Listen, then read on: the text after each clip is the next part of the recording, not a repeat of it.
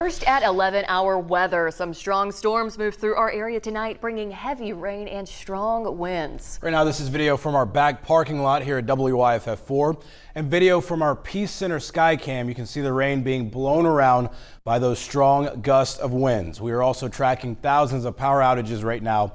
In Greenville County, there are more than 13,000 outages being reported.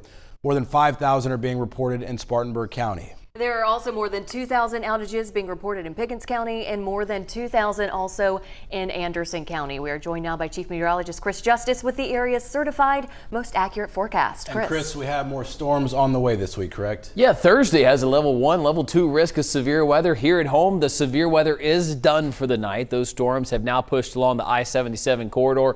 Boy, they're rocking and rolling. That wind was unlike anything we've seen in a long time. It got up to 60, 70 miles per hour as estimated by Live Super Doppler 4. We're watching this every second of the way through the upstate. Live Super Doppler 4 shows some remaining showers, but nothing severe, no more lightning, no more thunder. Each one of these icons represents damaging wind. Yeah, I mean, dozens and dozens of wind damage reports here. Trees down, some on homes, some on power lines. That has caused us to lose power in many locations.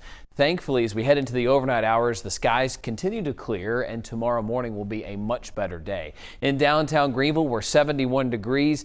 Oh, it certainly is a lot better than we were earlier. 81 still in Spartanburg before that power outage came out there at the airport. Now, coming up, I'll map out the increase in temperatures because we get storms on Thursday, and then beyond that, the headline is the building heat wave. We'll be close to 100 in many locations. I'll show you when in just a few minutes.